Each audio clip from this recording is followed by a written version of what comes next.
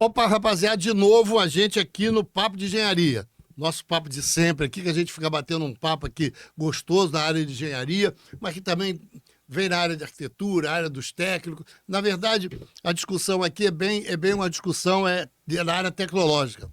E hoje nós estamos recebendo aqui uma pessoa ilustre, professor, acompanho ele desde os tempos que eu estudava na UERJ, fazendo curso de engenharia sanitária, que ele continua na UERJ como professor, mas não mais no curso de engenharia sanitária, professor Adacto. É Adacto de quem? Adacto Ottoni. Ottoni, Adacto Isso. Ottoni. Eu conversei com o Adacto no CREA, quando ele era assessor de meio ambiente lá. Eu tenho uma experiência com o Adacto, assisti várias palestras com o Adacto, vários bate-papos. Adacto é um cara que veio aqui para acrescentar nessa discussão, principalmente da engenharia. E numa discussão a qual ele é mais afinado, mais ligado, que é a parte ambiental e a parte hídrica do estado do Rio de Janeiro, do município e do estado também.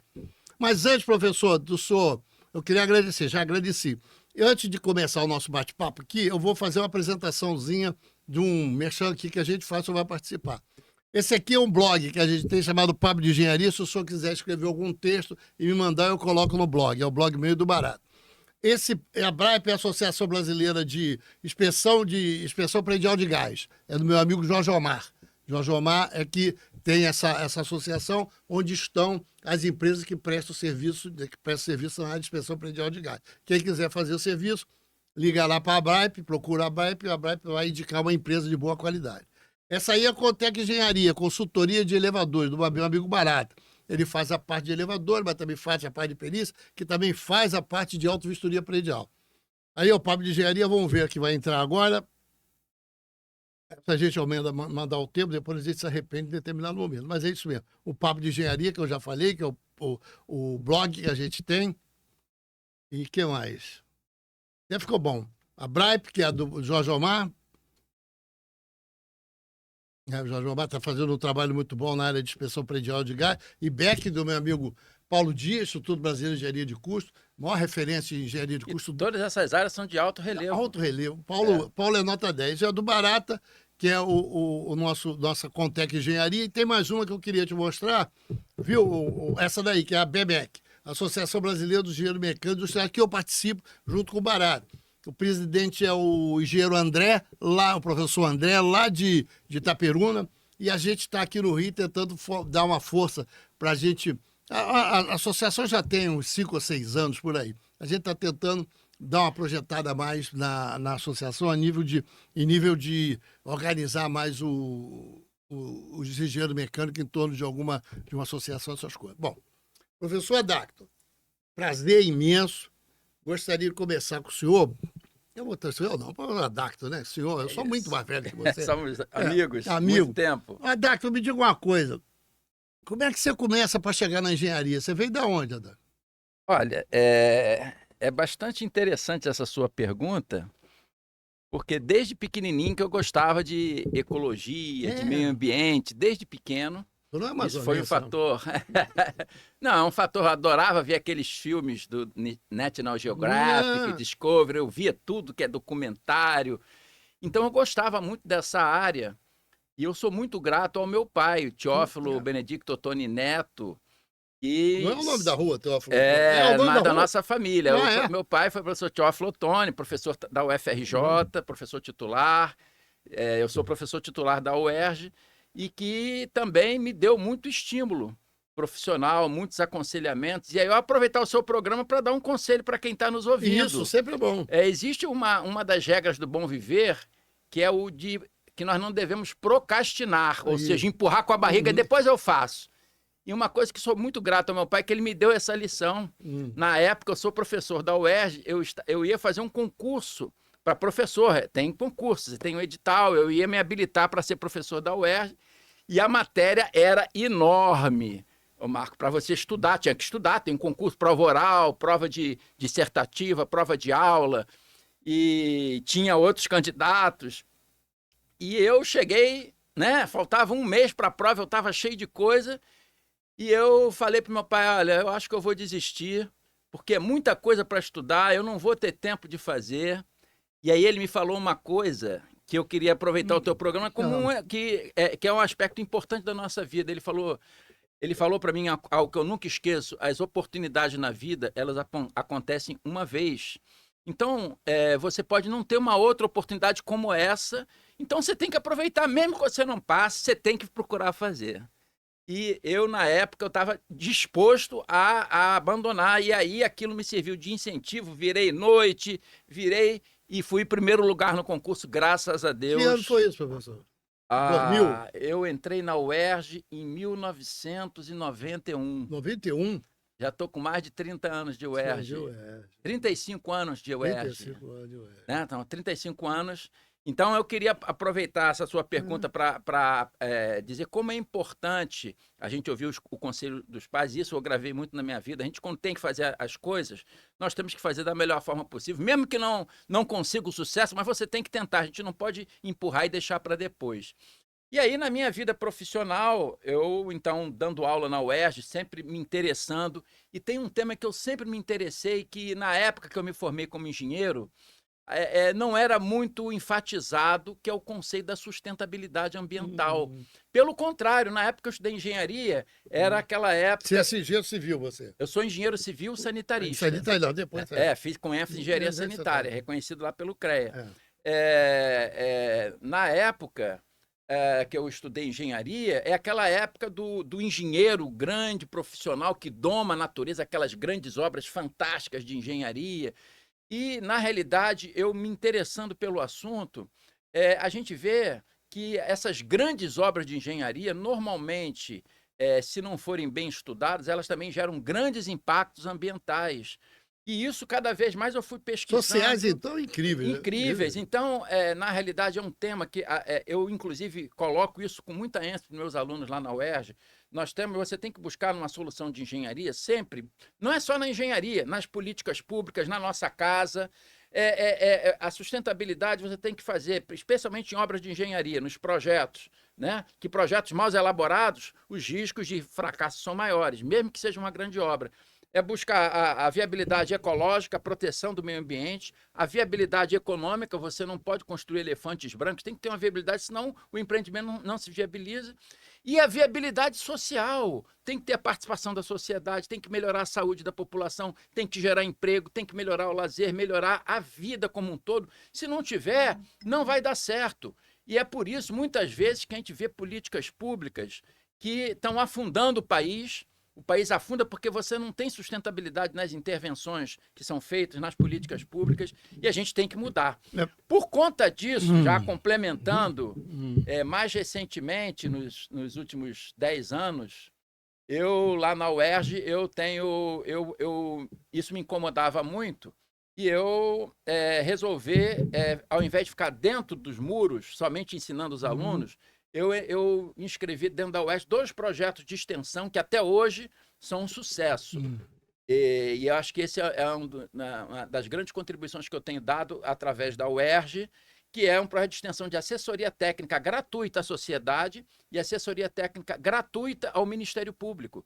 E graças a isso, com o meu conhecimento técnico, com as pesquisas que eu faço, com os problemas reais, eu tenho ajudado muito. Outro fator que me ajudou muito também, Marco, foi o CREA. Eu fui assessor de meio ambiente do CREA durante 10 anos. Foi na época do Reinaldo Barros. Na época do Reinaldo Barros.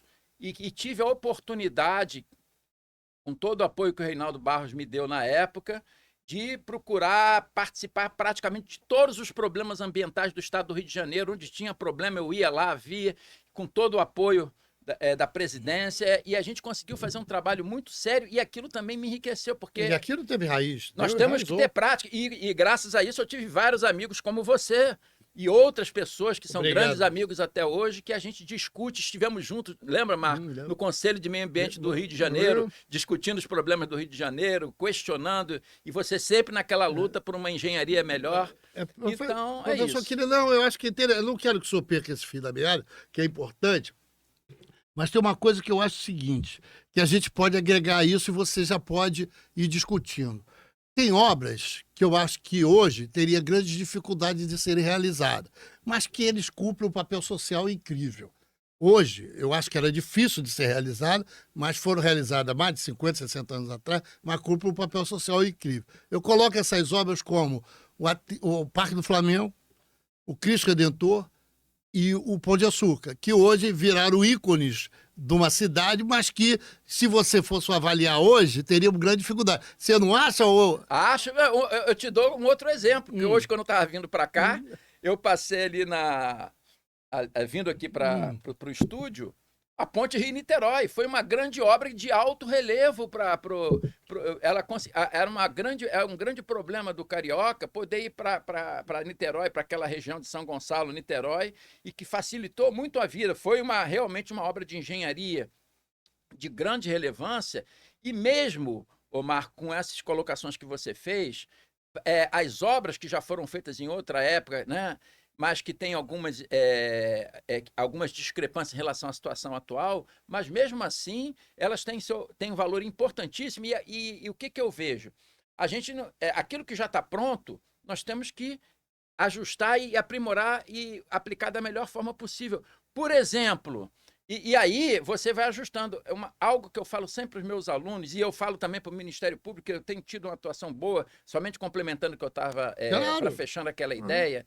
Essa assessoria que eu tenho dado para a sociedade em relação às prefeituras, Câmara de Vereadores, Câmara de Deputados, ONGs, o que eles pedem, eu vou lá na UERJ, e pela UERJ, representando a UERJ, com a anuência da UERJ, da reitoria, para a gente poder ajudar a sociedade, um trabalho externo que a UERJ vem fazendo através desse projeto de extensão. O Ministério Público tem sido uma grande experiência positiva para mim, porque também, apesar da gente poder ter uma grande contribuição de grande responsabilidade, porque são ações judiciais de grandes obras ou de pequenas, mas que afetam a população, que afetam o meio ambiente, mas é uma forma que muitas vezes a política pública está deficiente por negligência das autoridades, por incompetência, não é só por falta de pessoal, falta de estrutura, porque não se coloca a verba, e aí a fiscalização é deficiente, o controle é deficiente, o licenciamento das obras é deficiente, e através do Ministério Público, o Ministério Público ele dá recomendações para aquilo ser corrigido. Se não for corrigido, é uma ação, e você responsabiliza o gestor público. Isso tem dado resultados fantásticos, porque você inverte. O dinheiro aparece, as coisas começam a acontecer, porque começa a ter responsabilização, às vezes até pessoal, né? É verdade. Do responsável pelaquela entidade, entendeu? Professor, me diga uma coisa. Assim, me diga não, eu tenho certeza que essas... Eu vou falar de andança é até uma música, né? Então pode até citar como fosse uma coisa que essas andanças de você se comunicar e se estabelecer nesses diversos... tem te dado uma respeitabilidade muito grande. Você, na área de engenharia, principalmente na área de engenharia ambiental, e aí a gente pode botar ambiental, engenharia hídrica e tal, essas coisas todas, você tem sanitária, você tem um respeito muito grande. Eu queria te fazer uma seguinte pergunta. Aqui teve alguns professores, nós vamos começar por as escolas, que reclamam muito da qualidade do aluno na escola de engenharia, por causa do fundamental e do médio, e teve alunos, inclusive da UERJ, que reclamam da falta de alguns professores se envolverem mais com a turma. É verdade essas duas coisas que eu estou dizendo, ou de alguma maneira ou de outra tem algum exagero meu? O que você acha? Para começar, eu posso responder essa tua pergunta de forma global. É um tema importantíssimo. Eu vou aproveitar e responder essa sua pergunta fazendo uma colocação global, que tem a ver com a resposta que eu vou te dar. O planeta está precisando de ajuda. Eu não tenho... Isso é posição minha, viu, Marco? Essas guerras malucas que estão tendo por aí, pode ficar certo que tem interesses econômicos por trás, não é somente problema de terrorismo, é interesse econômico no petróleo, é interesse econômico por água, você começa... É interesse por recursos naturais. Terras, não é problema de... tem muitos outros interesses por trás. E isso está gerando problemas graves de desequilíbrios ambientais no planeta, o problema das mudanças climáticas. Obviamente, eu te digo com toda sinceridade, se as coisas no planeta, quando eu falo planeta, eu me refiro inclusive ao Brasil, tá? A cidade do Rio de Janeiro, ao estado do Rio de Janeiro, que tem sido gestões deficientes ao longo de vários anos, até décadas, mas eu não queria estar no corpo dos meus netos, dos filhos dos meus netos, porque cada vez mais a situação vai piorar. E só existe, para a gente reverter essa situação melancólica futura do planeta, que vai afetar todos nós e principalmente as futuras gerações, porque nós não estaremos lá, nós não estaremos aqui quando chegar lá, mas os nossos filhos, os nossos netos e os filhos deles estarão. Então, é esse legado que a gente vai querer deixar, tem como reverter. A engenharia, eu vou responder a tua pergunta, é uma das atividades humanas mais relevantes para reverter o processo. Mas você tem que mudar alguns paradigmas de política pública e a engenharia tem que seguir esses paradigmas. Um deles, que a gente às vezes nem se atenta, a gente fala muito de obra de engenharia, é esse que você falou. Você tem que começar a formar engenheiros com boa capacitação. Aquele engenheiro que é formado visando dinheiro, visando fazer projetos para atender interesse de grupos e não o real interesse. O médico não tem que ter o interesse de defender a saúde humana, haja o que houver, ficar sem dormir. O engenheiro tem por obrigação defender os interesses da sociedade, do meio ambiente, haja o que houver. Ele não deve se vender por propina, fazer projetos inadequados para atender a grupos, né? Então, essa parte ética é fundamental. Além disso, isso que você comentou, a capacitação dos engenheiros ela é fundamental. Como nós podemos ter uma boa engenharia se o engenheiro não tem uma boa formação? Então, as 5 molas mestras para a gente reverter estão todas vinculadas à engenharia, a situação degradante do planeta e ter um futuro melhor para as futuras gerações. A primeira delas, não necessariamente nessa ordem, é a educação. Só para te relembrar, Marco, alguns anos atrás, teve um deputado maluco aí que veio achar que tinha que fechar o ERJ, que só tem gasto, ônus para a sociedade.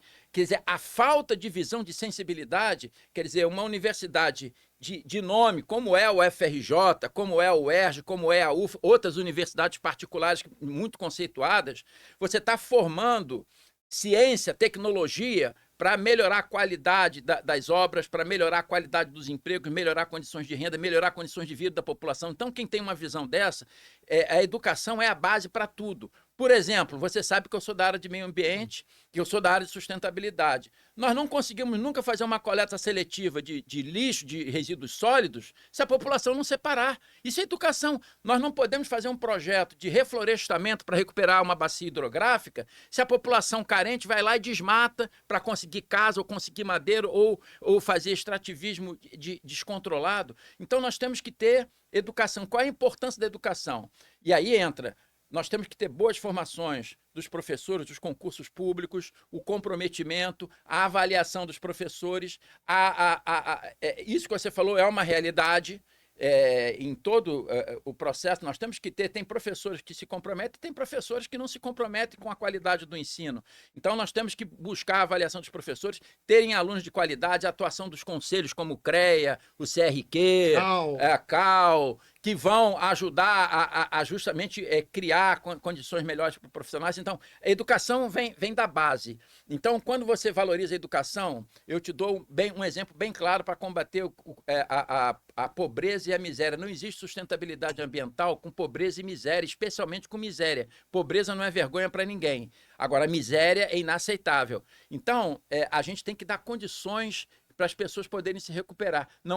Você não tem, como é muito dito, tem que dar o peixe, você tem que ensinar a pescar. Então, a educação vai permitir que a população tenha melhores condições de renda, tenha um trabalho, uma habilitação profissional de melhor qualidade. Com isso, ela vai poder ter um planejamento familiar para adequar a sua renda às necessidades da educação dos seus filhos e, consequentemente, a conscientização ambiental é uma consequência, a melhor forma de controle ambiental é com educação. O melhor fiscal é a população consciente, que vai entrar na justiça, que vai denunciar e que vai evitar. Segunda mola mestra para reverter a situação de degradação do planeta, vinculada à engenharia também.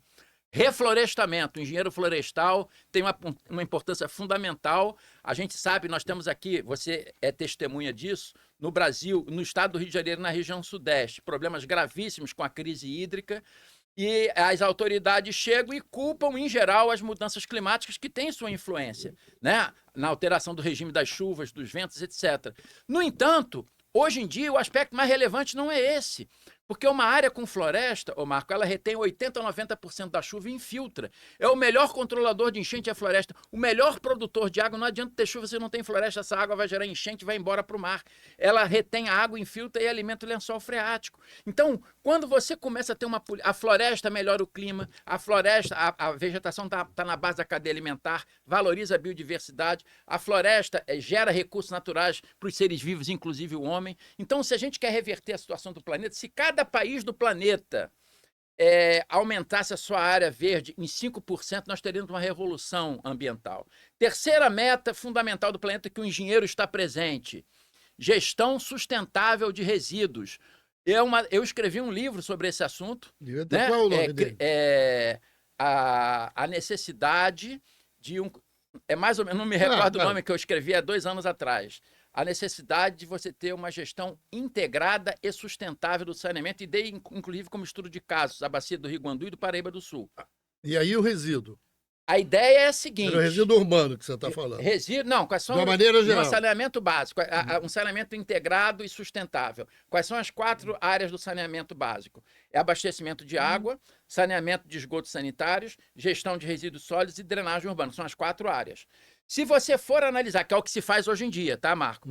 Abastecimento da água, separado de esgoto sanitário, separado de gestão de resíduos sólidos, separado de drenagem urbana, é inviável você abranger a gestão bem feita do saneamento nessas 4 áreas por causa do custo. É um custo imenso você ampliar sistemas de abastecimento. Você acha que unindo isso, se você diminui Se você exatamente fizer uma gestão integrada, por exemplo, hoje em dia, como é que eu faço a gestão do saneamento de esgoto?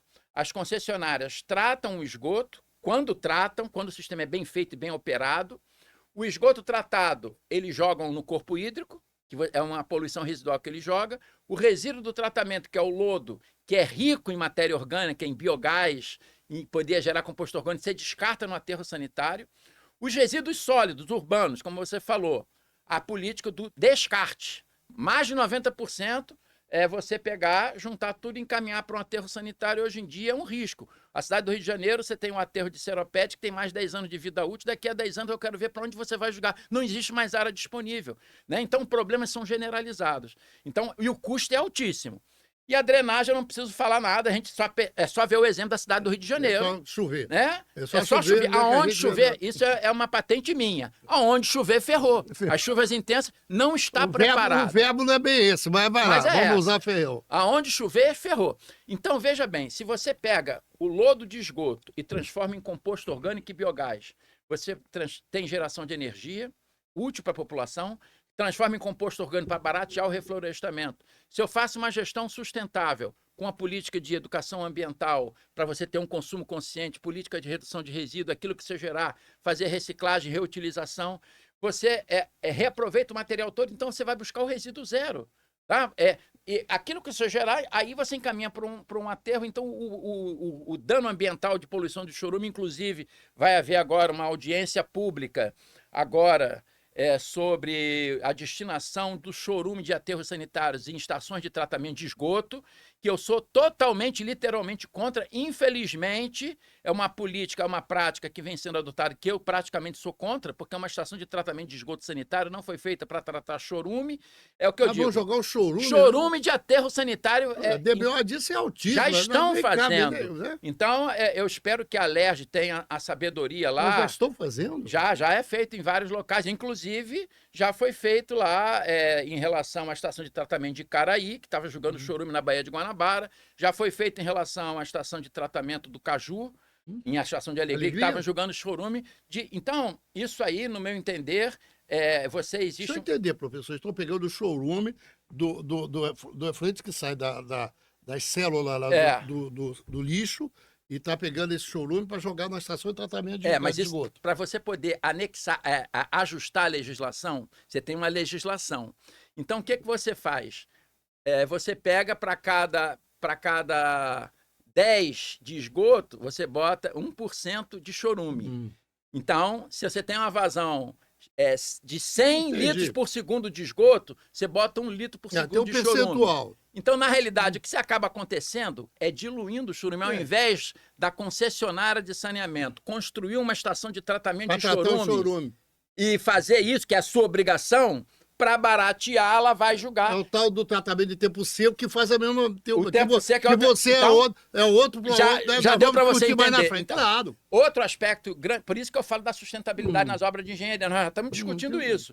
Um aterro sanitário, um dos aspectos mais relevantes que é muito pouco discutido, Omar, é o problema da drenagem, que é um assunto nosso da área de engenharia civil, que se você não tem uma boa drenagem, você imagina aqui chove muito. Então você tem uma produção de chorume X que o aterro já produz naturalmente, que é altamente tóxico, contaminante, uma poluição muito pior do que esgoto sanitário. E quando chega no meio ambiente, arrebenta com o meio ambiente.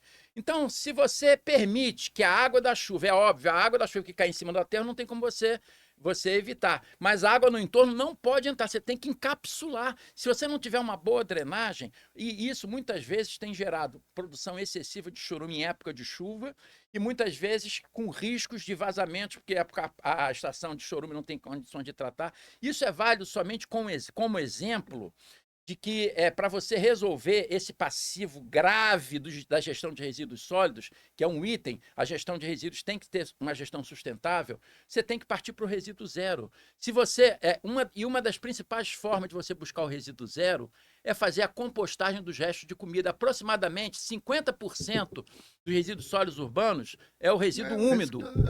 É o resto de comida da minha casa, da sua casa, que se você... Eu estou comentando isso com toda tranquilidade, está no meu livro, está com referência. Eu estive no Canadá, que as minhas filhas estão lá, e lá no Canadá, numa cidadezinha pequena, te dou até o nome, Kitchener, uma cidade pequenininha do Canadá, uma prefeitura fez uma política pública, a coleta seletiva lá, entra o resíduo que vai para o aterro sanitário, entra o resíduo que vai para a compostagem, que é o resto de comida, e o resíduo que vai para reciclagem. E, obviamente, você tem um processo altamente eficiente dos resíduos recicláveis e do compostagem, que vão direto produzir composto orgânico para a agricultura e vão gerar renda, estimulando o mercado secundário da reciclagem. E o resíduo comum, eles passam com uma frequência maior. A população vai ter que guardar o resíduo comum e se você bota fora da casa, fora do dia de coleta, você tem uma multa enorme, porque lá as coisas funcionam. E a população tem educação e tem consciência ambiental. Então, você vê nos shoppings, tem 3 latinhas. Não é difícil fazer, é política pública, que lá tem uma política muito mais sustentável. E aí você reaproveita tudo. Eu acho que dessa política... Eu sou a favor de cotas. Eu gosto da ideia de cotas. Das cotas. Sim, eu quero falar sobre isso na educação. Na educação. Eu gosto da ideia de cotas. Por quê? Porque as cotas visam, você mais ou menos, visam o que tem no meio ambiente. É você tentar fazer uma inclusão social e reduzir essa coisa... Essa defasagem socioambiental, socioeconômica ou social mesmo. Isso. E sou a favor também de cotas na área ambiental também. Claro. De cotas, ou seja, estimular. Tem que ter. Tem que ter um estímulo não é sustentável. Financeiro mesmo, um estímulo financeiro. Então, tá perfeito. Eu só vou concluir aquele pensamento. Nessa cidadezinha pequena de Kitchener, aqui na cidade do Rio de Janeiro, que é uma cidade grande, com muito dinheiro, nós descartamos em aterro sanitário, lá em Seropédica, a 90 quilômetros de distância, aproximadamente 95% dos resíduos sólidos urbanos, aproximadamente 10 mil toneladas por dia, não é por mês, não, por dia, nós descartamos. Olha o custo para você pegar o resíduo da sua casa e levar para a usina de transferência, é dos maiores custos. Botar num caminhão grande, levar acampado lá para a Seropédica, e o material, a maior parte dele é reaproveitável. Sabe como é feito em Kitchener? Uma cidadezinha pequena, eles reciclam, incluindo a compostagem do resto de comida, 65% dos resíduos. E descartam 35% e acham que está ruim, querem melhorar. Então, eu quero dizer para você que essa é a saída, porque se nós começarmos hoje em dia com essa crise, com essas guerras, nós estamos com um problema até de importar fertilizantes, nós temos uma quantidade imensa de nutrientes nos esgotos sanitários, uma quantidade imensa de nutrientes nos restos de comida que hoje em dia nós descartamos, que se você tiver a sabedoria na concessão, no marco regulatório do saneamento, Se é possível técnica e economicamente as concessionárias de saneamento fazerem o reuso e o reaproveitamento do lodo, elas têm que fazer. Não vão porque é mais barato, descartar porque é mais barato o lodo em aterro, elas devem ser obrigadas a fazer. Infelizmente, não existe essa lei que obriga, mas devia ser, porque isso a médio e longo prazo vai dar um retorno muito melhor na parte de nome da empresa e economicamente também. Mas a ânsia do lucro a curto prazo e o descarte tem sido essa política. Isso tem que mudar, porque o planeta não nos aguenta mais e vai ficar inviável isso. Adak, deixa eu te fazer uma... E aí você barateia o abastecimento da água e a drenagem, você barateia o reflorestamento, que é a parte mais importante para a regularização de rio, melhoria da qualidade da água do rio, controle de inundações, produção de água doce. Nós precisamos de floresta e infiltrar água de chuva. E se eu usar o reflorestamento utilizando como composto orgânico, os resíduos orgânicos ricos do esgoto e do lixo, dos resíduos sólidos, você resolve o problema do destino final desses resíduos e resolve o problema do abastecimento de água e da drenagem, as bacias hidrográficas. Enquanto só para fechar e te dar a palavra, no Canadá, enquanto eu estava de avião, tudo com floresta, aonde tem a ocupação agrícola, fora da ocupação agrícola, tudo floresta. Estados Unidos, onde eu tive, mesma coisa. Você chega aqui na bacia do Paraíba do Sul, dá vontade de chorar. A bacia toda desmatada, a água do rio, quando passa na cidade, a água sai preta, chega no Guandu marrom, é uma coisa triste. E a gente, como teve o problema da Geosmina em 2020, que a SEDAI teve que se virar para conseguir colocar água dentro dos padrões, e na realidade, nós não temos uma política pública sustentável. A situação só vai piorar com o tempo. Adak, deu uma engasgada. Adak, me diga uma coisa. Eu estou nesse negócio de meio ambiente há alguns anos. Eu acho que já houve avanço significativo. Sim. Já houve avanço significativo. Já. Apesar que eu acho que houve retrocesso. Eu queria discutir com você o seguinte. Quando a gente trabalhava lá em meio ambiente, a gente falava muito em bacia hidrográfica, que no final virou bacia hidrográfica como a política ambiental e sanitária. Sim. Hoje é a unidade fisiográfica fundamental. Fundamental. Mas não tem funcionado algumas são riquíssimas, tem dinheiro, mas estão funcionando. Como é que você vê essa política de bacia hidrográfica? Pelo menos no estado do Rio de Janeiro, que nós estamos daqui, você conhece o Brasil todo, eu não conheço. Mas como é que você tem alguma crítica? Tem. Eu, inclusive, faço parte do Conselho Estadual de Recursos Hídricos representando a UERJ. Eu só queria aproveitar, antes de responder, complementar o assunto das cotas, para corroborar aquilo que você falou. Concordo plenamente com você. A UERJ adota esse conceito de cota para alunos. A gente sente, eu como professor, que os alunos de cotas, eles obviamente têm uma formação diferenciada dos alunos que têm mais condição de renda, que têm uma formação no ensino médio, primário melhor.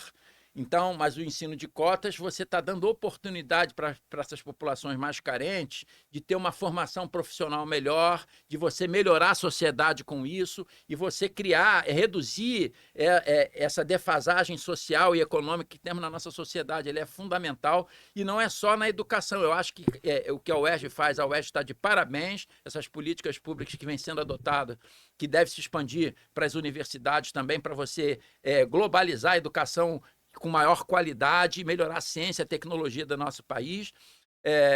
E certamente toda essa parte vinculada à sustentabilidade nós temos que buscar. E entra a parte também da justiça socioambiental. Isso eu estava discutindo ontem na audiência pública lá em Armação de Búzios, né? Porque os acidentes ambientais acontecem, quem mais sofre é a população, e mais sofre a população carente. Que a população carente, ela perde suas casas, os pescadores perdem a sua fonte de renda, tá certo? E os marisqueiros, então... na realidade, não se corrige o problema. Mas a gente tinha pensado que a gente diminuindo a discussão para a bacia hidrográfica ia resolver. Não, mas aí tem... Mas aí entra a questão da política pública. Eu sou favorável a você também ter um regime de justiça socioambiental. Essa população carente tem que ser trabalhada. A gente não pode fechar os olhos para as ocupações irregulares de baixa renda que cercam. Você teve aqui num evento com Toledo, né? Agora. O caso da comunidade da Rocinha, o crescimento desordenado com a população de baixa renda. Você tem que urbanizar as comunidades, dar condições dignas de vida, tem que ter política pública com investimentos. E aquelas pessoas que sofrem com essa injustiça socioambiental, como é o caso desse acidente que aconteceu lá no Rio Una, elas têm que ter elas perderam sua fonte de renda, elas já têm todas as dificuldades em sobreviver. Então, nós temos que ter uma política social justa, e não é somente para você reparar o dano, é para você elevar a qualidade de vida dessas pessoas, que o saneamento ele não deve ser garantido somente para a área formal da cidade. Você deve trabalhar aquilo que está informal e coibir que o crescimento informal e irregular não cresça. Isso, eu volto para aquela técnica, é a política pública. Voltando para os recursos hídricos, que foi a tua pergunta. Porque a gente diminuiu para a bacia hidrográfica, para trabalhar a bacia e não conseguimos ainda. Então, existe um grande problema. Continuamos com os rios poluídos. Olha, esse conceito de bacia hidrográfica é através dos comitês de bacia. Isso. Eu estou bem à vontade para falar isso, que eu participo do Conselho Estadual de Recursos Hídricos. E onde está o grande gargalo? O comitê de bacia ele não tem uma habilitação fiscalizatória de coibir, de multar. Ele não pode multar. O objetivo dele é conscientizar e melhorar a gestão da bacia. Quem tem o objetivo de corrigir um dano ambiental, de multar, de interditar, são as secretarias de meio ambiente municipais, os órgãos ambientais estaduais, no caso aqui do Rio de Janeiro, o INEA, os órgãos ambientais federais. Esses têm a obrigação, dentro da sua área de atuação, de corrigir o dano, fazer quem está atuando contra o meio ambiente corrigir o seu dano, licenciar os empreendimentos, fiscalizar, controlar. Infelizmente, isso não vem acontecendo. O comitê tem a sua responsabilidade, sim, apesar de ter uma atuação grande de conscientização. Por isso que os comitês, apesar de você ter vários comitês, inclusive uns com mais dinheiro, outros com menos dinheiro, o problema da poluição dos rios, da degradação dos rios continua. Por quê? Existe, você tem as três áreas, né? O poder público, os usuários e a sociedade civil, e é tudo feito com votação, e aí, na realidade, há uma discussão. Mas, por exemplo, um dos pontos que eu tenho levantado lá no Conselho Estadual de Recursos Hídricos, existe um item na gestão de recursos hídricos, a Lei 9433 é uma lei muito boa, que é a lei das águas, né? Mas que é o que se chama o enquadramento. Todo rio, você não tem que analisar. Se você quer recuperar um rio, eu não vou trabalhar no rio, eu vou trabalhar na bacia hidrográfica nesse rio. Porque tudo que você faz na bacia hidrográfica chega no rio. Se você protege a bacia hidrográfica, controla a erosão, faz reflorestamento, controla os efluentes, a qualidade do rio fica melhor, a vazão do rio fica mais regularizada, que tem mais infiltração de água de chuva, tem menos enchente, tem mais água do rio na estiagem, os reservatórios vão ter mais água, das barragens vão ter mais água. Então, você consegue isso. Então, na realidade, quando você faz um enquadramento, se o rio ele tem uma qualidade, a qualidade de água do rio pode ser especial, tipo 1, tipo 2, tipo 3 ou tipo 4, de acordo com a resolução CONAMA 357, que é média qualidade das águas, é uma resolução nacional. Se a qualidade do rio é tipo especial, a água é muito boa, você precisa fazer um tratamento simplificado. Tipo 1 é pior um pouco, tratamento simplificado. Se você pega uma qualidade tipo 2, você tem que fazer, a concessionária tem que fazer um tratamento químico, botando coagulação e floculação. Se a qualidade é tipo 3, também químico, com mais química. Se o rio é qualidade tipo 4, como é o caso do Rio Tietê em São Paulo, você não consegue mais tratar. Você só pode usar a água daquele rio para paisagismo e navegação, não pode usar. Então, o que acontece? Se o rio não tem um monitoramento ambiental, ele é automaticamente enquadrado como classe 2. Se ele é classe 3... eu vou enquadrar como classe 2, porque eu tenho que ter uma meta para melhorar. O que está acontecendo hoje? Se o rio é classe 2, eu vou enquadrar ele como classe 1. Deu para você entender? Eu vou ter uma meta. O que está acontecendo hoje? Isso é maravilhoso. O que está acontecendo? Isso é maravilhoso na teoria, mas na prática, o que está acontecendo? Todo enquadramento, você tem que ter uma meta para atingir aquela classe. E essa meta simplesmente existe, está lá, mas não é obedecida. Por quê? O comitê não pode... por exemplo, se ele faz um estudo e detecta que tem uma fonte de poluição, ele não pode multar e poluir. Então, o que está faltando, no meu entender, que iria melhorar a gestão? Os comitês tem que sair da sua zona de conforto, de estabilidade, de fazer a sua rotina e começar a ser mais agressivo nessa área. Por exemplo, o comitê não tem dinheiro para fazer estação de tratamento de esgoto, mas ele tem dinheiro para fazer, muitas vezes, monitoramento, estudos de diagnóstico. Constatou dano ambiental, encaminhar ofícios para o órgão ambiental que faz parte do comitê para ele tomar as medidas. Isso, muitas vezes, não é feito com eficácia pelos comitês e, muitas vezes, os investimentos dos comitês são dirigidos para uns grupos, não são feitos de forma mais prioritária. Você tem que priorizar nos comitês investimento para reflorestar a bacia, controlar a erosão. E, muitas vezes, a gente vê no Plano Nacional de Bacias, os investimentos prioritários é para a construção de barragem. Eu não sou contra a barragem, você sabe disso, que eu tenho criticado muito a barragem. Não é porque eu sou contra. O investimento prioritário para combater a crise hídrica não é o prioritário, não é a barragem. O investimento prioritário é o reflorestamento, fazer obras de recarga artificial para segurar água de chuva e infiltrar. É até mais barato. Por isso que não interessa ao mal político. Não interessa porque é obra pequena e barata. O mal político é fazer obra grande e cara e que apareça, que dê voto. E, obviamente, você recuperou a saúde ambiental, controlar a poluição de origem pontual, a poluição de origem difusa com bom licenciamento, boa fiscalização. Me diga uma coisa. Aí só para complementar. Claro.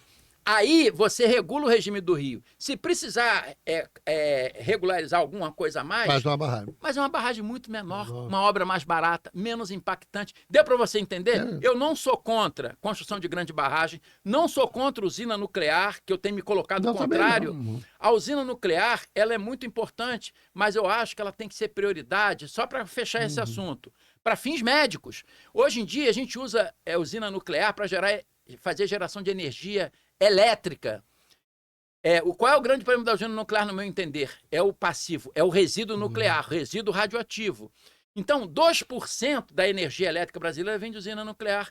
Se você fizer um trabalho de recuperação ambiental das bacias hidrográficas, o Brasil tem potencial enorme eu só tenho uma discussão de energia hidrelétrica. Eu acho que uma coisa não exclui a outra. Não exclui a outra. Não, mas calma. Ter diversidade em produção de energia, eu acho legal. Eu entendo o que você está falando, mas qual é o problema? Você deve, em termos de produção de atividade da usina nuclear, fazer atividades produtivas. Mas para a geração de energia elétrica, é muito mais barato e muito menos impactante, muito mais produtivo, com o dinheiro que você está gastando para gerar esses 2%. Não é deixar de usar a usina nuclear, é você priorizar o uso da usina nuclear para usos mais nobres. Não estou dizendo que eu sou contra, mas para geração de energia elétrica, o dinheiro que eu vou gastar para expandir uma usina para gerar energia elétrica, é muito melhor eu pegar esse dinheiro e investir para recuperar a bacia hidrográfica do Rio Paraíba do Sul, a bacia hidrográfica do Rio Paraná. Por quê? Eu vou aumentar no período de estiagem o nível d'água dos reservatórios e vou gerar muito mais energia elétrica. Professor, deu para você entender? Entendeu. Então, eu não estou me posicionando contra isso. Porque, senão, agora, isso fica o seguinte, todo mundo fica achando que o petróleo, por exemplo, é um problema. E aí nós temos adversário do petróleo. Mas tem petróleo no mundo todo e vai continuar tendo petróleo. Toda fonte de energia tem seu impacto positivo e negativo. O problema da usina nuclear é o resíduo radioativo. Que você tem razão quando diz que quanto mais reflorestar, melhor. Isso. Melhor. Não, a prioridade. É prioridade. Pronto, é isso. É isso. Quanto mais reflorestar, melhor. Aí você vê, precisamos de energia para combater a crise do petróleo. Então vamos botar a usina nuclear? Não é muito melhor para combater a crise do petróleo, ter uma fonte de energia elétrica, hidrelétrica, se eu pegar e investir, e aí, quando eu refloresto uma bacia, eu não só vou dar mais segurança hidroenergética, eu vou melhorar o abastecimento de água, vou melhorar a irrigação, que vai ter mais água para irrigação, porque o problema hoje em dia, nós estamos com uma crise hídrica gravíssima. Porque a irrigação praticamente leva quase tudo. A chuva, Marco, ela não ocorre igualmente o ano inteiro. Claro. Você tem um período chuvoso que é mais na época do verão, tem mais sol, tem mais evaporação de água, tem mais nuvem, tem mais chuva. No inverno, tem menos, aquela cidade está mais afastada do sol, tem menos chuva, tem menos evaporação e, obviamente, tem menos calor. Então, você tem menos chuva, tem menos água. Então, se você...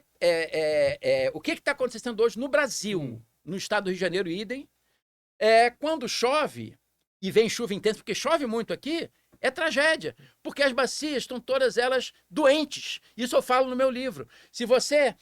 recupera as bacias, elas vão ter muito mais capacidade de mitigação das inundações que a região sudeste sofre, que elas vão segurar essa água e reter na bacia, E graças a isso, no período de estiagem, elas vão liberar lentamente para os rios. Nós vamos combater um colapso. Nós estamos com risco de um colapso lá em São Não, Paulo, com o ainda tem sistema uma coisa, ainda Cantareira. tem uma coisa muito forte, que o agronegócio tem uma utilização de água muito grande.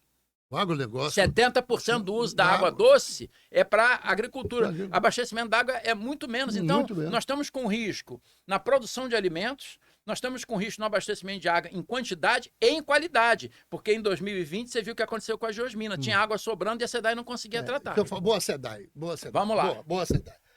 Quando a gente era garoto, você não é muito menos mais novo do que eu, a reclamação da SEDAI, todo mundo reclamava da SEDAI, que a SEDAI não era uma empresa que não entregava aquilo que prometia, que hoje é o caso corriqueiro. Aí nós temos a oportunidade de privatizar. E eu acho que houve um engano aí, essa privatização não deu uma melhora significativa. Ou deu? Você acha que a SEDAI saiu de uma empresa média? Teve aqui o Wagner Winter falando comigo que, resolveu o problema disso, o problema daquilo. Mas, por exemplo, o problema da Baía de Guanabara, que é esgoto, nunca foi resolvido. O problema de esgoto de outras bacias pelo Brasil, pelo Rio de Janeiro todo, nunca foi resolvido. Melhorou, piorou essa coisa de tirar a SEDAI e dar na mão da iniciativa privada. O que você acha? Marco, você sabe que eu falo o que eu penso, É né, Marco? verdade. Às vezes a gente tem discussão, divergência, que é comum.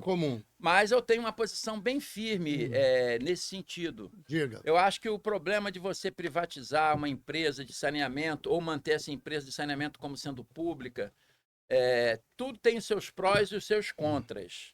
Mas o aspecto mais relevante é em relação seja ela pública, seja ela privada, eu quero que ela funcione bem, você concorda? É isso, Se a empresa é pública, é SEDAI, eu quero que ela trabalhe bem, que ela faça um bom trabalho de abastecimento de água, um bom trabalho de esgoto, é isso que eu quero. Se a empresa é particular, da mesma forma. Então, da mesma forma que a SEDAI tinha todas as suas limitações quando ela operava, as concessionárias também têm. Eu acabei de dar esse exemplo. A concessionária, ela visa o seu lucro. A concessionária principal, ela é uma empresa particular. Então, o que ela puder economizar, ela vai fazer. A prioridade dela é o lucro e ela cumprir as suas obrigações. Mas, na realidade, o grande gargalo, no meu entender, eu estou te falando com toda sinceridade, para mim, tanto faz... Desculpa eu falar isso. Se a empresa é pública ou privada, a empresa pública tem esse viés do social maior do que a privada, não tenha dúvida. Mas, em contrapartida, a privada tem o viés do lucro e ela bota... Então, para mim, o que está faltando é política pública do setor de saneamento mais sustentável. Eu já te expliquei o que ocorre. Política pública. Eu não posso ficar essa política do descarte. Nós temos que fazer o reaproveitamento político e sustentável. Segundo... graves problemas do saneamento dentro da política pública. Você pode ter um sistema de abastecimento de água perfeito, toda a bacia toda com água tratada, toda a bacia com rede de esgoto, estação elevatória de esgoto, tratamento, tudo perfeito, bem instalado em toda a bacia e continuar poluindo.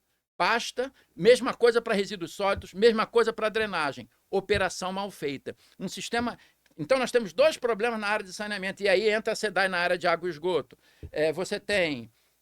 deficiência de sistema de saneamento que eles não estão implantados na sua totalidade. Você tem parte só de rede de esgoto, parte de água, ainda tem áreas do estado do Rio de Janeiro que não tem água potável, que a pessoa ainda existe, lamentavelmente. Tem poço e risco de água contaminada.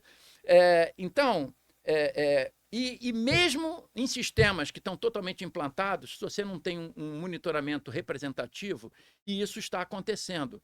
E a gente tem vários exemplos. Então, nós temos que garantir problemas gravíssimos, isso é geral, para saneamento de água e esgoto, para as indústrias, licenciamento bem feito, problema de licenciamentos mal feitos, nós temos tido vários exemplos aí de acidentes ambientais, fiscalização deficiente, controle deficiente, eu posso te dar vários exemplos, água potável, Vigiáguas, a Vigiáguas estadual e as municipais têm que fazer contraprovas da água tratada.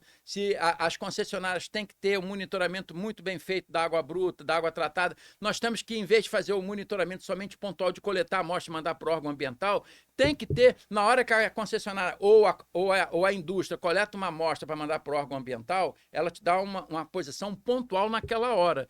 E no dia seguinte, que a indústria ou a concessionária de saneamento não está coletando a amostra para mandar para o órgão ambiental, qual é a garantia que qualidade. que a sociedade tem que a estação de tratamento está funcionando bem? Tem que ter um monitoramento sensorizado. Coisa, não tem entendeu? E não existe isso não hoje. Tem agência reguladora, Genesa, no Rio de Janeiro. Eu perguntei, vou fazer a pergunta que eu perguntei ao Wagner Vinck, que ficou 8 anos presidente da SEDAI. SEDAI, 8 anos. Falei, Wagner, na Genesa, na agência reguladora lá de energia, saneamento e gás e tal, não deveria ter só gente comprometida com essa área? Assim, só... Por que não tem engenheiros, o conselheiro não são engenheiros? Ele fala que não importa, não precisa. Você não acha que a Genesa funciona mal ou você acha que podia melhor? Ou a Genesa cumpre o papel dela? Eu acho que o problema está em todo o sistema de controle. Você tem o órgão de regulação, que é a Genesa, tem o órgão ambiental, que é o órgão que faz o INEA a nível estadual, e as prefeituras em níveis municipais, que vão fazer licenciamento ambiental, fiscalização ambiental, muitas vezes o monitoramento daquele empreendimento não é representativo, o empreendimento continua impactando. Muitas vezes o conceito de projeto daquela atividade não é sustentável, caberia ao órgão ambiental para dar o licenciamento, falar, não, tem uma alternativa melhor, refaz o teu projeto, concorda? E isso muitas vezes não é feito. O projeto chega, é aprovado, se cumpriu aqueles trâmites, você tem que ter um licenciamento bem feito, que garanta um monitoramento para ter um controle efetivo da operação do empreendimento, você tem que ter uma fiscalização eficiente, e isso... O Marco, ele acontece em todos os níveis, a nível Mas a nível municipal melhorou muito, a nível municipal. Você, quando deu o licenciamento para o nível municipal, eu tive aqui a engenheira Laísa, lá de Sapucaia, que também ela é secretária municipal de meio ambiente lá, e olha que Sapucaia é 18 mil, 20 mil, tem avanço significativo, tem até um vazador de lixo, não, tem até um aterro sanitário lá. Mas é isso que eu estou falando, isso varia de local para local. Você falou da agência reguladora. Então, ela tem as suas prerrogativas de atuação, como os órgãos ambientais têm as suas prerrogativas de atuação. Então, obviamente que as prerrogativas de atuação têm sido deficientes. E, obviamente, você tem uma prefeitura aqui ou ali, onde há um envolvimento maior do prefeito, não adianta só você ter um secretário de meio ambiente competente, porque ela vai depender da decisão do prefeito. E, obviamente, a decisão do prefeito, ela vem muito de quê? Da eleição, de quem vota. Então, eu vou aproveitar aqui o programa, esse teu podcast, nós estamos nesse papo de engenharia, para falar que esse é um ano de eleição, e a população que está nos ouvindo aqui, que está participando aqui do programa, no sentido de que a gente tem que votar. Eu, inclusive, falei isso para o Toledo lá no Clube de Engenharia, quando ele deu a apresentação lá sobre a comunidade da Rocinha. Ele tinha solução, mas as políticas públicas simplesmente não havia vontade política. Então, nós vamos ter uma eleição agora, nesse ano, e que a população ela passe a verificar quais são os candidatos, qual é o programa de governo. Se o candidato está envolvido com corrupção, não vote nesse candidato. E você passa a cobrar, coloque, por exemplo, você está dentro de uma comunidade, dentro de uma instituição, coloque metas que você quer e encaminhe para o candidato assinar e se comprometer a fazer. Se nós não... a população também tem a sua responsabilidade, porque esses candidatos ruins que estão aí e que montam as equipes, você sabe muito bem que as equipes dos órgãos ambientais são todas montadas a partir do governador, do prefeito. Então nós temos que botar lá em cima. É o que eu digo, como a educação aí é importante. Então vamos aproveitar para a gente pode reverter esse processo, e o início é esse, botando governantes melhores, mais comprometidos, mais capacitados, e a partir daí você vai ter presidente desses órgãos mais comprometidos. Deixa eu falar uma coisa para você, e a situação se reverte. Para a gente não, assim, eu vou mudar de assunto, mas continuo na área de saneamento, meio ambiente, tal, sustentabilidade, essas coisas assim. Eu particularmente, não sou um apaixonado por favela. Eu não sou favela. Nem eu não devia existir. Favela não é uma política habitacional. Irregular. Não é uma política habitacional. Isso que foi feito agora. Entendo que é o caso que eu já falei para o Toledo, entendo o negócio das bruxas. E eu não acredito em bruxa, mas que elas existem. Então eu não acredito em favela. Mas, de qualquer maneira, ela existe. Nós precisamos dar uma solução para esse tipo de solução habitacional ou de jeito habitacional que a gente deu. A questão da Rocinha é uma questão peculiar. E você é um cara que também mexe com essas coisas.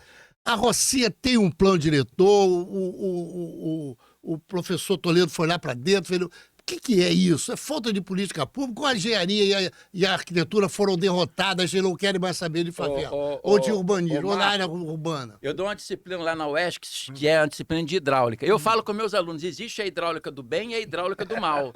O que é a hidráulica do mal? Quando você tem uma conceituação de um projeto errado, que não tem sustentabilidade ambiental, a hidráulica vai dimensionar para você. Aí ela não vai funcionar.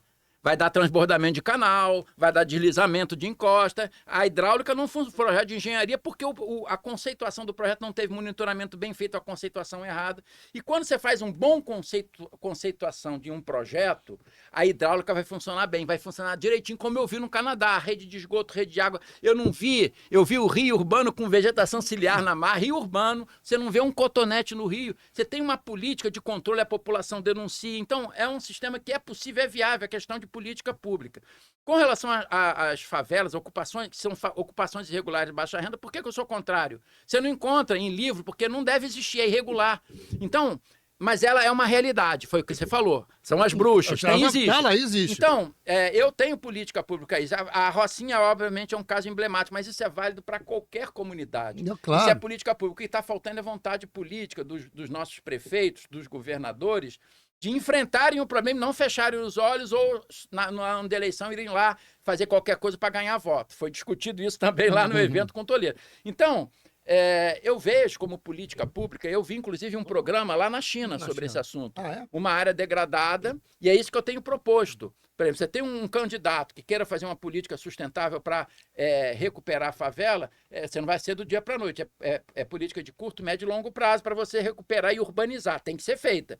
E aí você pode fazer um separador absoluto separando o esgoto. Como está a favela hoje em dia, tem que ser tempo seco mesmo. Não tem como você botar rede de esgoto. Mas a minha ideia seria a seguinte: em todas essas favelas, para você proteger os rios, você desapropria a faixa marginal de proteção, pelo menos 15 metros. Aquelas comunidades que são áreas de risco de inundação. Quando o rio, na época de chuva, sobe, essa população está com risco. Desapropria.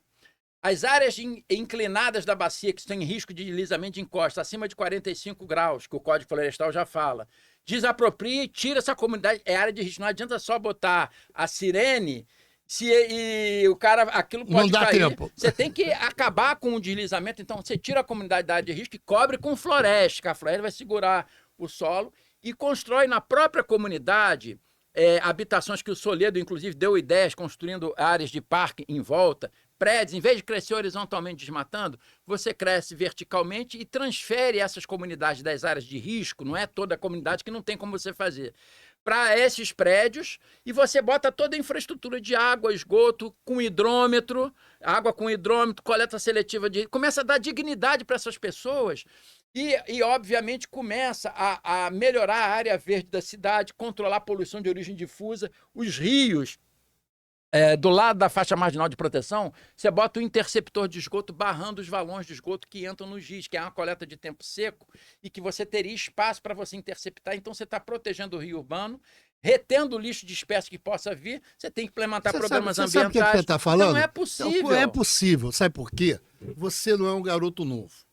Eu estava conversando outro dia aqui com o Filardes. Não sei se você conhece Francisco Filardes. E nós estávamos lembrando quantas línguas negras tinham na praia de Copacabana, Ipanema e Leblon, lembra? Lembra? Antes do emissário, claro. Antes do interceptor. Claro. Então teve um projeto de engenharia que foi bolado no sentido de evitar aquelas línguas negras. Sim. Isso é política pública. Sim. Nós vamos agora valorizar nossas praias nesse sentido. Você acha que a população formal da cidade está se lixando para a população informal das favelas? Quer dizer, deixa para lá. Tu não acha que a engenharia foi derrotada e a arquitetura? Deixa pra lá, não adianta mesmo, porque eu acho que é isso. Eu acho que a população, a população em geral, ela quer o seu bem-estar. Porque o caso de Copacabana foi fácil. Chegou o projeto de engenharia, lembra da briga para fazer o emissário? Da briga para fazer o interceptor? Bom, Mas a preocupação maior da população em geral é mais com a violência, que você pode ter roubo, assalto. A parte do saneamento, ela não tem muita preocupação. Isso é muito mais dos órgãos técnicos da prefeitura, que tem que ter essa visão, porque boa parte dessas línguas negras que desce e vai para a praia, ela vem das comunidades que estão no entorno. Então, se você não trabalhar aquilo que é a causa do problema, elas vão continuar. E, obviamente, você vai fazer uma obra de engenharia para barrar o interceptor que joga no emissário de Ipanema ali em Copacabana. Mas a língua negra você tem que atacar ali e gerar a causa do problema. Então, por exemplo, você não tem essa política pública. Hoje em dia você tem uma política pública de você botar ecobarreira em Rio. Muito mais importante que você botar ecobarreira em Rio é fazer programas de educação ambiental com coleta seletiva e reciclagem na comunidade, fazer o tempo seco mas na você acha comunidade. que a sociedade formal, nós estamos preocupados... Não, nós técnicos temos essa visão. Nós técnicos, eu estou falando... Mas a população eu moro do dia a numa dia... rua que o lixeiro passa, o esgoto vai para onde eu nem sei. A população não tem a água mínima vem, ideia. está na minha torneira. Não, a população ela está preocupada com o seguinte: tem água chegando para mim, não tem inundação em frente à minha casa, tem violência, estão assaltados, ela tem preocupação. Agora, se tem o lixo, a população não está aí. E o poder público, os prefeitos, e isso eu acho que você tem razão. A educação tem a ver com isso, a consciência ambiental, a consciência socioambiental. Gente como a gente, é inadmissível embaixo dos viadutos, gente como a gente, né, comendo lixo. Né? Você não podia ter mendigos embaixo. Isso é política pública do social. Está faltando muita coisa. Então a gente vê muito em sustentabilidade nas políticas públicas, estão muito distantes, mas é possível. Então, e aí entra a engenharia moderna. Isso que a gente discutiu hoje, seria interessante que algum candidato a governador, algum candidato a deputado estivesse nos ouvindo para começar a agregar essas práticas, boas práticas de engenharia, que realmente vão atacar a causa dos problemas, vão controlar as tragédias ambientais, vão melhorar condições de vida das populações com a preservação dos recursos naturais. Se nós não tivermos essa visão das intervenções de engenharia, pensando somente em lucro, em obras grandes, cada vez mais nós vamos prever um futuro cada vez pior. Nós estamos chegando ao final, ficamos quase uma hora. Agora, eu e você falamos muito e a hora vai passando. Se eu falar deixar, né? Deixar, a gente fica umas 3 horas aqui. Só que o estúdio tem outros trabalhos. Deixa eu te falar uma coisa aqui para a gente poder finalizar. Numa época, eu sou a favor dessa descentralização do licenciamento para os municípios. Sim. Porque os municípios precisam se preparar, precisam ter engenheiro, por exemplo. Lá em Sapucaia, tem a menina engenheira ambiental, a Laís, recomendo até que você conheça ela, lá em Sapucaia. Sim. Tem, segundo ela me falou, tem mais 4 engenheiros com ela, um florestal e tal, essas coisas todas. E lá e tal. Eu queria que você me avaliasse a gestão, a criação do INEA. O que você achou? O que você acha do INEA como instrumento de poder, de fiscalização e de licenciamento da área ambiental? O que você acha que foi bem feito? Marco, de 0 a 10 você daria Sua que pergunta nota? é maravilhosa. Eu, inclusive, já falei isso no Conselho Estadual de Recursos Hídricos. Para mim, o INEA é o órgão mais importante do estado do Rio de Janeiro. Se nós tivermos um órgão eficiente, ele vai controlar as tragédias ambientais, vai melhorar o problema das contaminações, das degradações ambientais, vai atrair investimentos, vai melhorar a saúde da população, reduzir os custos dos hospitais. É o órgão mais importante. Infelizmente, as políticas públicas não privilegiam o INEA. Os profissionais do INEA muitas vezes são heróis, que são profissionais, muitas vezes, que tem alguns concursados ali, que estão trabalhando e muitas vezes você tem deficiência de infraestrutura de laboratório, de viaturas, pouca gente, salários. Então, se você estruturar como política pública, nós estamos no ano de eleição, um governador, priorizar um INEA com investimentos, com uma capacitação técnica que gere licenciamentos bons, boas fiscalizações, um sistema de laboratórios, um sistema de viaturas, de equipamentos eficientes para monitorar os nossos rios, monitorar bem, atuar de forma eficiente, apoiar bem os comitês de bacia. O INEA é um órgão fundamental. É um órgão fundamental, mas está devendo. Está devendo, não por incompetência dos seus profissionais, mas por deficiência nas políticas públicas dos nossos governantes, que não realmente priorizam o órgão ambiental, que, no meu entender, é o órgão mais importante do Estado. Deixa eu te fazer umas últimas perguntas. Já estamos aqui com 58. Mas ainda dá para fazer uns 4 ou 5 minutinhos aqui.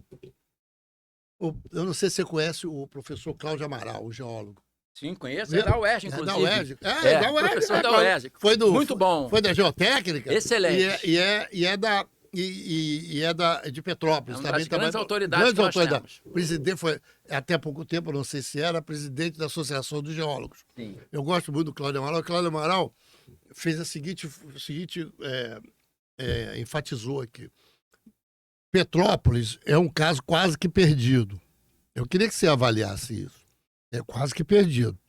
Tendo em vista as políticas públicas utilizadas para a área habitacional e para a área de ocupação de encostas.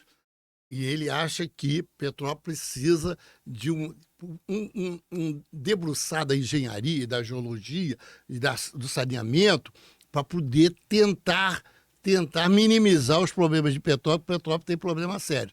É a chuva de ontem, mas pode ser a chuva de daqui a 10 anos, 5 anos, vai acontecer a mesma coisa. Você tem alguma avaliação sobre você? Total, claro que eu tenho.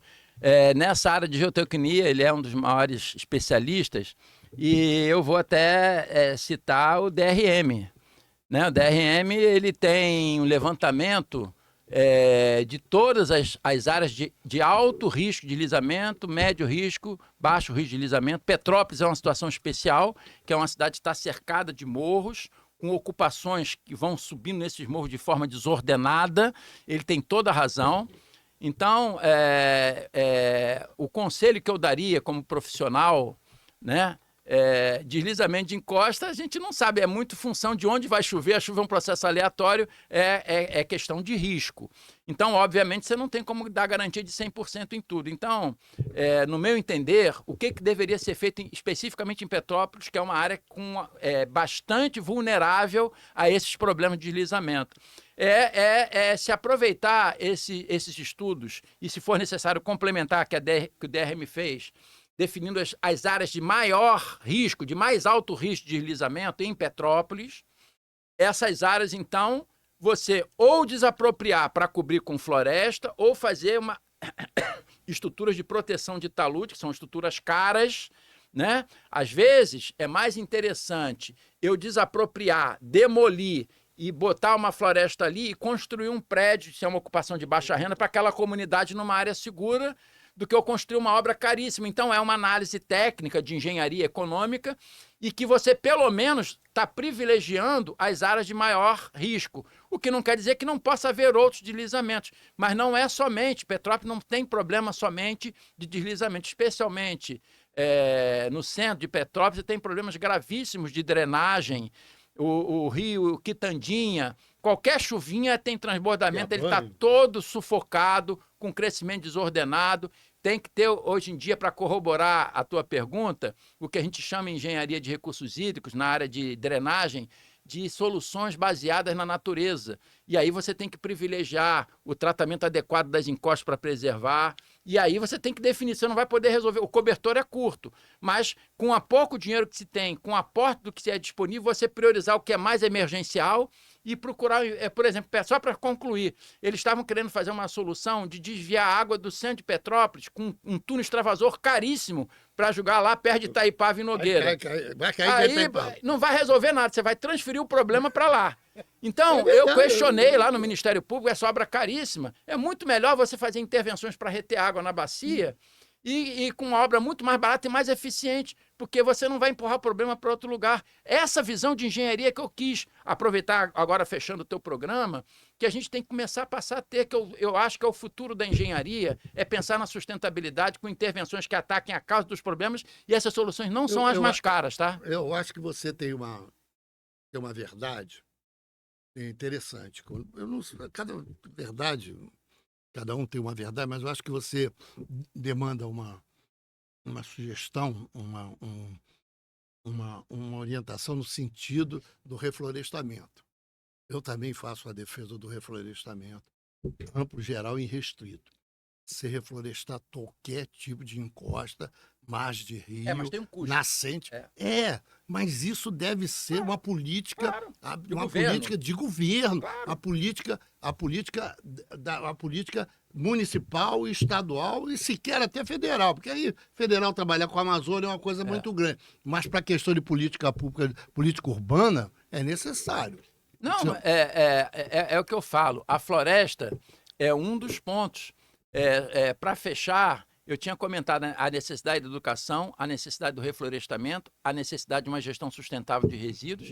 Um outro ponto, para complementar isso que você falou, tecnologias limpas para enfrentar os problemas e sustentáveis. E o outro ponto é você valorizar a biodiversidade. Você só vai... Aí você falou de área urbana. Uma área urbana, se você quiser valorizar e recuperar uma área urbana, a melhor coisa dentro das políticas públicas é você criar unidade de conservação, corredores ecológicos. Isso melhora o turismo, melhora o lazer, melhora a qualidade do ar. Eu gosto da ideia de parques. Cidade sustentável. Eu gosto da ideia de aterro de parques do Flamengo, parque disso, parque daquilo. Eu gosto dessa ideia. Esse termo de cidade sustentável que se fala muito hoje em dia, não é uma ilusão. O pessoal chama Cidade do Futuro, é Freiburg, lá na Alemanha. Não tem carro, o pessoal anda de bicicleta, painel solar. A gente volta para o passado, a cidade do futuro. Eu nem estou nessa de Freiburg. Eu já quero que, pelo menos, se reflorestar, eu já acho que já está. Não, mas, por exemplo, as soluções baseadas na natureza, por exemplo, não é só o reflorestamento, porque o reflorestamento demora vários anos para florescer. Por exemplo, dependendo do tipo por exemplo, o controle de uma inundação. Se eu pegar, por exemplo, na cidade do Rio de Janeiro ou em Petrópolis, naquele rio que chove em 5 minutos, a água está lá embaixo da inundação. Se eu construo pequenas e médias barragens lá no trecho médio superior, na hora que aquela onda de enchente desce, eu estou segurando aquilo lá. Não tem mais a floresta, mas aquela obra que é uma obra cinza imita a natureza. Então, não é necessariamente com reflorestamento ou com áreas de jardins filtrantes. Você pode implementar bacias de detenção abaixo do nível do terreno para reter água, que é o que a natureza faz. Então, com obras artificiais, aí é que entra a engenharia. Eu acho a questão da Praça da Bandeira, por exemplo, e de outros que ainda nem terminaram aquela obra, ainda tem que fazer parte lá da Tijuca, mas eu acho interessante. Não, mas a atuação dos piscinões de engenharia, eu tenho a minha crítica, sabe qual é? É que os piscinões da Praça da Bandeira... lá em São Paulo, por falta de manutenção. Não é, o problema principal não é esse. Esses piscinões que foram feitos na Praça da Bandeira, eles pegam e desviam a água do rio acima de certa cota, eles são desviados por piscinão. É uma obra que não ataca a causa do problema, ela ataca a consequência. Se você quiser atacar a causa da enchente, você vai trabalhar na bacia para não deixar o rio subir. Mas aí não tinha jeito, professor. Calma, deixa eu explicar. Claro. O que acontece? O que está acontecendo sobre as pedras? Aí entra a hidráulica do bem e a hidráulica do mal. Na hora que vem uma onda de enchente do rio Maracanã, por exemplo, e a água é desviada, o rio, você tem que botar uma grade no piscinão. E ali, para não entrar lixo, aquela grade gera perda de carga. Aquilo obstrui o escoamento. Então, naquele ponto onde você desvia o rio, começa a haver uma perda de carga e começa a haver uma obstrução parcial do escoamento. A consequência disso é que aquela onda de enchente você começa a obstruir o escoamento e começa a inundar a montante. Quer dizer, a água que entra no piscinão ajuda a controlar a inundação para jusante, na Praça da Bandeira. Mas a montante, ela pode estar agravando as inundações. Então, qual é a sugestão que eu daria em relação aos piscinões? Não é demolir os piscinões, é começar, manter os piscinões, mas é começar a fazermos intervenções de coletar o lixo disperso, coletar os esgotos, reflorestar, fazer bacias de detenção, melhorar a permeabilidade da área urbana, para não deixar o rio subir. Nas enchentes maiores, essas estruturas, o que passar por elas, aí o piscinão é usado. É uma estrutura tipo difusor, disjuntor, digo. Disjuntor. Você sabe que a cidade do Rio de Janeiro refloresta há 40 anos. Há 40 anos faz reflorestamento. A cidade do Rio de Janeiro. Eu tenho até livro sobre isso, sabia? Um livro sobre reflorestamento. Mas junto com o reflorestamento, tinha que vir, apesar disso, ela tem problemas gravíssimos de inundação, porque é uma cidade que está entre a montanha e o mar. Os rios urbanos na cidade do Rio de Janeiro não tem trecho médio, trecho superior e trecho baixo. Quase uma cachoeira. Então, veja bem, aquilo concentra vazão. Então, é muito importante, o reflorestamento sempre é importante, mas você tem que ter uma política, e isso vem da Rio Águas, que é o órgão de drenagem, de constatar as feridas de erosão. Isso é válido para a drenagem urbana, é válido, inclusive, nas áreas rurais também.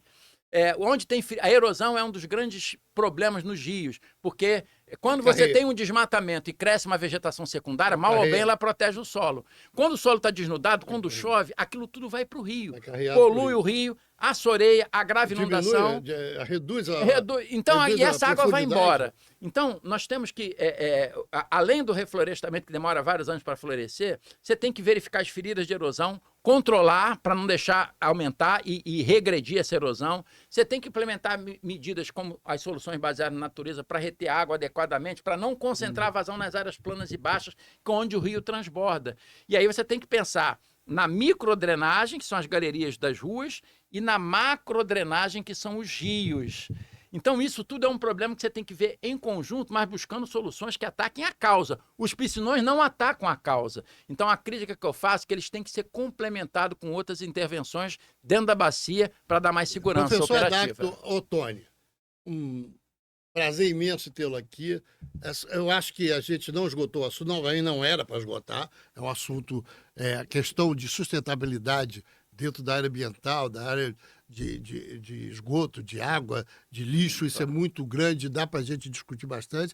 Queria agradecê-lo, o senhor é de uma figura brilhante, eu tenho assim, um carinho muito grande pelas suas discussões, às vezes discorda aqui e ali, claro. mas isso é da política, do entendimento, mas eu queria agradecê-lo pela sua presença aqui e outras vezes nós vamos chamar o senhor aqui para poder dar uma continuação nesse tipo de assunto que merece. Eu queria, aproveitando aí essa sua fala, para deixar uma mensagem final para quem está nos assistindo, que eu gosto sempre de falar quando eu dou as minhas entrevistas, que apesar de todos os problemas que a gente discutiu aqui, dos problemas que a sociedade está passando hoje em dia, dentro da engenharia, que é um grande desafio, mas a gente não deve perder a esperança. Eu dou sempre aquele exemplo do beija-flor, que ele chega com seu biquinho, que os ambientalistas falam isso, ele vai tentar apagar o incêndio com o biquinho dele. Ele não vai apagar o incêndio da floresta, mas ele está fazendo a parte dele. Então, o que me move de estar aqui discutindo isso com você, de eu poder ir lá no Ministério Público, ir nas audiências públicas, poder ajudar a população, procurar dar qualidade nos cursos que eu faço lá na UERJ para os meus alunos, etc., é justamente ajudar com o meu trabalho, que não vai resolver o problema, mas a gente pode influenciar outras pessoas. E eu acho que a gente tem que ter a gente não deve desanimar. E várias coisas nós falamos aqui, com vários conselhos para quem está nos ouvindo, e eu acho que a gente está podendo contribuir com esse trabalho de Beija-Flor na melhoria do meio ambiente. E a gente tem que fazer um tipo de resistência para a gente tornar a Rocinha um bairro popular. Vamos Porque fazer. eu acho que é um exemplo. Eu acho que Vamos juntar a engenharia para isso. Para isso, eu acho que até o professor Luiz Carlos Toledo merece isso. Com certeza. Obrigado, Um abraço. prazer. Obrigado.